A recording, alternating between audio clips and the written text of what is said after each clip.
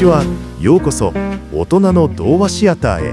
本日もお越しいただきありがとうございます。当シアターの支配人ルイと申します。当シアターでは童話、児童文学を中心に世界中の名作や時代を超えて愛される作品を厳選してお届けしております。かつて子供だった私たちが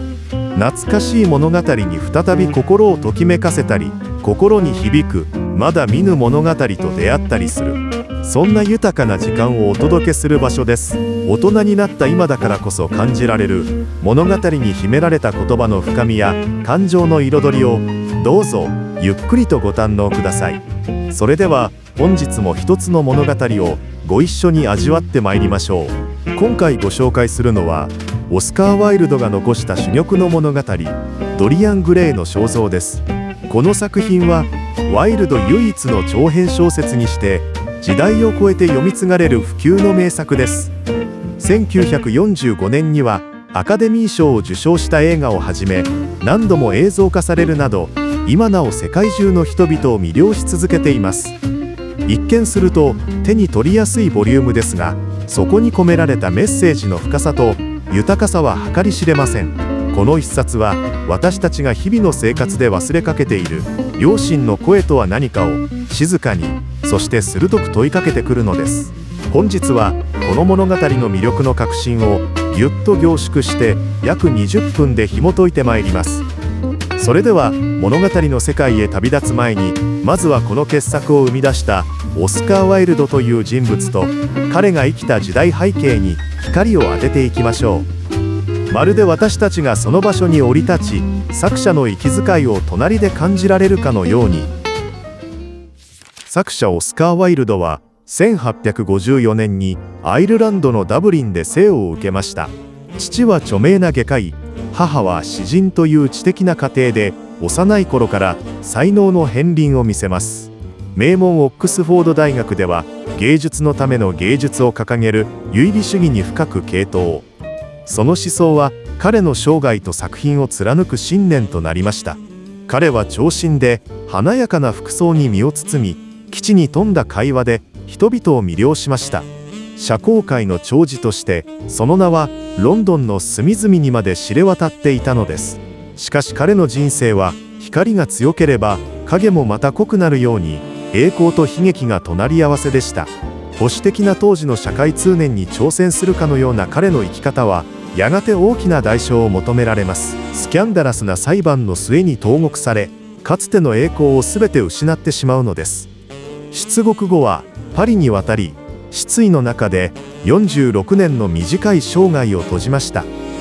1890年にドリアン・グレイの肖像は出版されました。その頃大英帝国はビクトリア女王のもと空前の繁栄を謳歌していました。産業革命によりロンドンの街は活気に満ち、富が集中する一方で、その裏側には貧困が渦巻く。そんな光と影が交錯する都市の空気そのものがこの物語の背景となっているのです。上流階級は厳格な道徳観を掲げながらも、内面では退廃的な快楽を求めるという二面性を抱えていました。ワイルドはこの偽善的な社会の矛盾を鋭く見抜き、作品に織り込んでいきます。街角のガス灯が霧の中にぼんやりとにじみ、馬車が行き交う石畳の響きが聞こえる。そんな空気の中で発表されたこの物語は、ある人々には熱狂的に迎え入れられました。その一方で道徳に反するとして激しい非難を浴び、社会に大きな波紋を広げたのです。その反響の大きさは今もなお私たちの想像力をかきたてるものがあります。このような作者の人生の深みと作品が生まれた時代の生々しい鼓動を知ること、そうすることで物語に込められた幾重ものメッセージがより一層私たちの魂の奥深くに響いてくるのではないでしょうか。著者の人生や時代の空気を感じていただいたところで、いよいよドリアン・グレイの肖像の物語の核心に触れていきましょう。この物語が私たちを誘うのは、若さと美しさを永遠に保ちたいと願う青年がたどる奇妙で退廃的な運命の物語です。自らの肖像画に秘められた不思議な力によって、彼は時の流れから解き放たれます。しかし目に見えないところで何かが静かに蝕まれてゆく。美と快楽の陰に潜むその秘密が今を生きる私たちの心にも問いを投げかけてくるのです。それでは永遠の美を追い求めた青年ドリアン・グレイが私たちに語りかける声に耳を傾ける時間といたしましょう。序章、ナルキッソスの誕生。物語の幕はロンドンのある芸術家のアトリエ、その福幾たる空気の中で静かに上がる。バジル・ホールウォードのアトリエはむせ返るほどのバラの濃密な香りに、庭から流れ込むライラックの甘い匂い、そして風に揺れるキバナフジの黄金の房から放たれる蜂蜜のような芳香が混じり合っていた。そこには一つの奇跡がカンバスの上に永遠の形で留め置かれようとしていた。モデルはドリアン・グレイ。神々が気まぐれに作り上げた最高傑作のごとき、息を飲むほどの美貌を持つ青年。彼の若さ、その無垢な輝きはそれ自体が一つの芸術であった。アトリエの長椅子には批評家的な傾向を浪する快楽主義者の貴族ヘンリー・ウォットン卿が支援をくゆらせながら磨き上げられた逆説を宝石のようにこぼしていた。若さ、それこそが世界で唯一手に入れる価値のあるものだ。その言葉は甘美な毒のようにドリアンの無垢な精神へと染み込んでいく。バジルが描く肖像画は単なる写実を超え、ドリアンの魂そのものを写し取ったかのような神々しいまでの完成度を見せる。その完璧な美の前に立ったドリアンはヘンリー教のささやきに魂を揺さぶられ、自らの美がいつか失われるという残酷な真実に戦慄する。そして彼は祈る。無意識の、しかし運命を決定づける祈りを。ああ、もしもこの絵だけが老い、僕がいつまでも若くいられたなら、そのためになら僕の魂だって差し出すのに。その魂の嘆願は誰にも聞こえぬまま運命のカンバスに聞き届けられた。ドリアン・グレイの魂と描かれた彼の分身との恐ろしくも甘美な魂の交換が誰にも知られず始まったのだ。第一章、無垢の劇場。そして最初の印。ヘンリー教の哲学に魅了されたドリアンは人生という舞台の最も美しい観客になることを決意する。彼はロンドンの薄汚れた劇場でシビル・ベインという名の若き女優に出会う。彼女はシェイクスピアのヒロインたちを演じることでドリアンにとって芸術そのものの化身となった。ジュリエットでありオフィーリアであった彼女の姿にドリアンは恋に落ちる。それは愛というよりは美に対する陶酔であった。しかしドリアンへの真の愛に目覚めたシビルが舞台の上で初めて現実の感情をあらわにした夜、彼女の魔法は解けてしまう。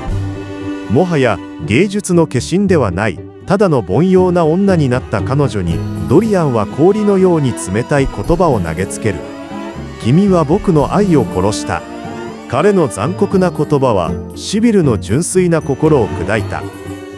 その夜、アトリエから持ち帰った自らの肖像画に彼は見てしまう。その美しかった唇の端に浮かぶ冷たい残酷さの印を翌朝ヘンリー教が訪れ、シビルが自らの命を絶ったことを告げる。新聞がそれを不慮の死と報じたことに安堵したドリアンは恐怖と同時にある種の盗作した喜びに打ち震える。彼の美は損なわれない。罪を犯し魂が汚れても肖像画だけがその代償を払い、彼の肉体は永遠の春を生き続けるのだ。彼は魂の堕落という禁断の実験を続けることを選んだ。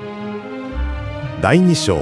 感覚という黄金の檻、そして黄色い書の毒、それから長い歳月が流れた。しかしドリアン・グレイの顔には一片の影も落ちなかった。彼はヘンリー教から送られた一冊の黄色い書を聖書としていた。その本が説く新しい快楽主義、感覚こそが人生の唯一の真実であるという教えを彼は狂信的に実践していく。美の探求は彼の信仰となり、宝石の冷たい輝きに異国の楽器の奇妙な音色に教会で使われる豪奢な刺繍にそして希少な香料の神秘に魂を奪われた。彼はあらゆる感覚的快楽を貪欲に味わい尽くし、人生そのものを芸術作品に仕立て上げようとしたのだ。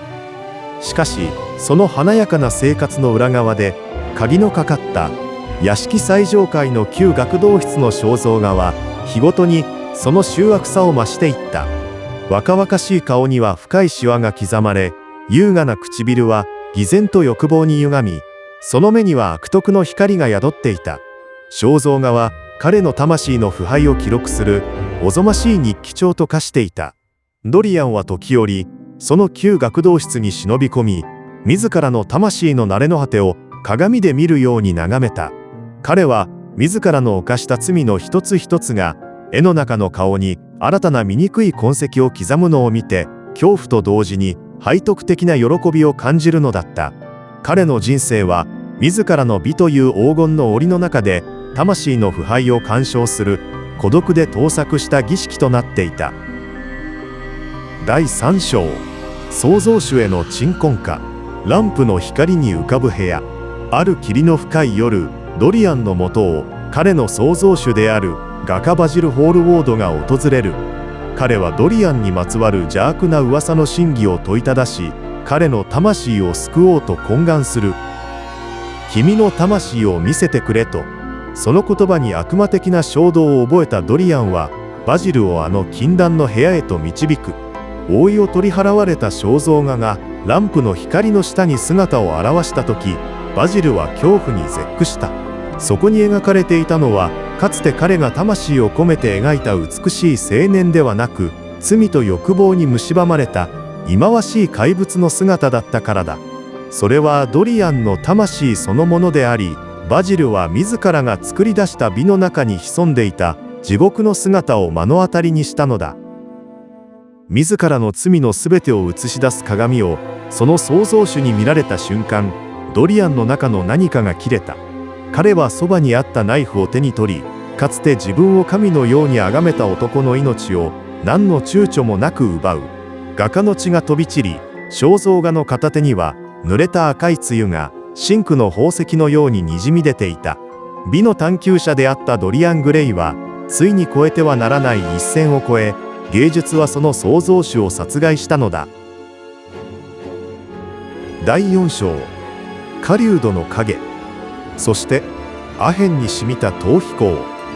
殺人の罪はドリアンの魂をかつてない恐怖で災難だ。彼は旧友の科学者アラン・キャンベルを過去の秘密で脅迫し、バジルの死体を薬品で跡形もなく処理させる。両親の呵責に耐えかねたアランは後に自ら命を絶った。罪悪感から逃れるようにドリアンはロンドンの最も暗くみすぼらしいアヘン窟へと足を運ぶ。そこで一瞬の忘却を求める彼の耳にある女の呼びかけが響いた。プリンス・チャーミング。その言葉は近くにいた一人の船乗りの耳にも届いていた。その船乗りこそシビル・ベインの弟ジェームズ・ベインだった。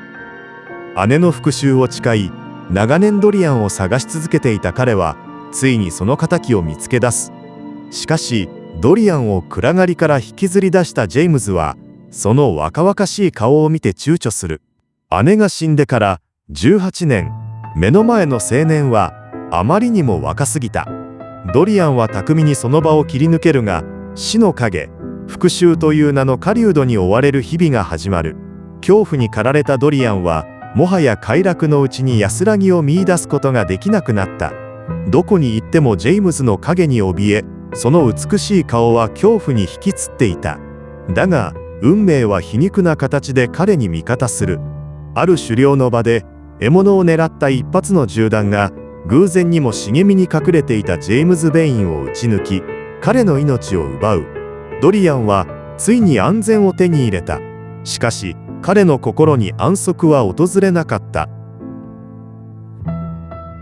第5章、許されざる善行。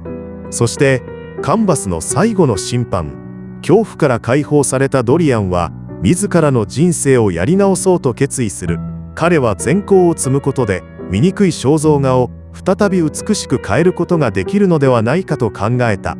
彼は田舎で出会った純朴な村娘ヘティマートンを誘惑し、駆け落ちを約束して彼女の心を掴んだ上で、直前になって彼女の純潔を汚すことなく見捨てるという善行を行う。これを自らの最初の善行だと信じ、期待に胸を膨らませて旧学童室へと急ぐ。しかし彼がそこで見たものはさらなる絶望だった。肖像画は美しくなるどころか、その目に偽善の光を宿し、口元にはさらに狡猾な笑みを浮かべていたのだ。彼の善行が虚栄心と自己満足から生まれた偽りであること、魂の救済などありえないことをカンバスは無慈悲に突きつけていた。ドリアンは悟る。この肖像画こそが彼の良心であり、彼の罪のすべてであり、彼の人生そのものであると。この忌まわしい証拠が存在する限り、彼に安息はない。過去を、罪を、そして自らの魂の醜さを消し去るには、この絵を破壊するしかない。彼はバジルを殺したあのナイフを手に取り、狂乱の中で自らの魂が宿るカンバスへと突き立てた。凄まじい叫び声と物が倒れる音が屋敷に響き渡る。駆けつけた使用人たちが見たものは、壁にかけられた若く美しい主人の完璧な肖像画。そして床の上には胸にナイフが突き刺さり、しなびしわだらけの忌まわしい顔つきをした見知らぬ老人の死体が転がっていた。その手にはめられた指輪を見るまで、それが誰であったかを誰も知ることはできなかった。